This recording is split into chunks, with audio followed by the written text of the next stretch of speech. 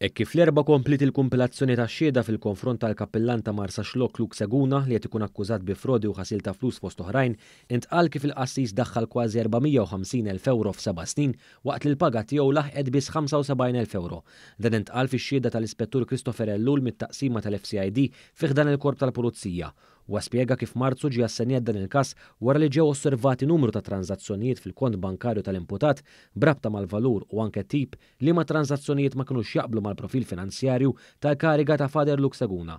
Fil-fatt hawn ġie spjegat li l-paga tal-imputat mill-Arċidjoċesi ta' Malta kienet tammonta għal ftit aktar minn 20,000 euro fis-sena u ma wiret qaċċejn. Is-Sur Ellul spjega li l-imputat fuq ismu personali għandu 10 kontijiet bankarji f'diversi banek Maltin flimkien ma' kont ta' Revolut u wkoll il-firmatarju tal-kont bankarju tal-parroċċa ta' Marsa Xlok.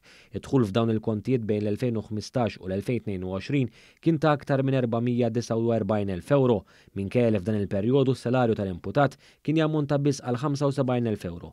L-Ispettur Ellul spjega wkoll kif tul l-investigazzjonijiet ġie osservat kif kien hemm ħafna depożiti ta' flus kontanti u li jammontaw għal 200,000 euro bejn l-2015 u l-2021.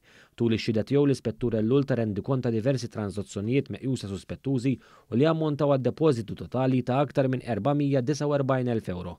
Fost oħrajn dawn jinkludu donazzjonijiet minn 47 individwu bejn l-2019 u l-2020 fil-kont ta' Revolut tal-imputat u li ammontaw għal madwar 120 euro kull wieħed. Meta ġie interrogat, l-Ispettur Ellul qal li l-imputat tenna li daħħal dħul żejjed minn tiġijiet, ċerimonji oħra u donazzjonijiet personali. Tul seduta nqalgħu wkoll disgwid bejn il-partijiet hekk kif id-difiża leħnet id-diżapprovazzjoni tagħha l-akkużi li qed jaffaċċja Luke Seguna. Dan wara li ġie spjegat kif il-kappellan sostna mal-Pulizija li garax li kellu kienet jiġi finanzjat permezz ta' skema ta' self mal-Kurja u li kellu jitħallas f'6 snin. Dan fil-waqt li l-istess kappellan ħażewġ loans oħra biex jifinanzja Land Rover second hand. L-imputat ma natax il-ħelsim mill-arrest hekk kif aktar xhieda jridu jiġdu f'din il-kumpilazzjoni. Din ġiet aġġornata l-25 ta' Wissu fid-9 ta' filgħodu.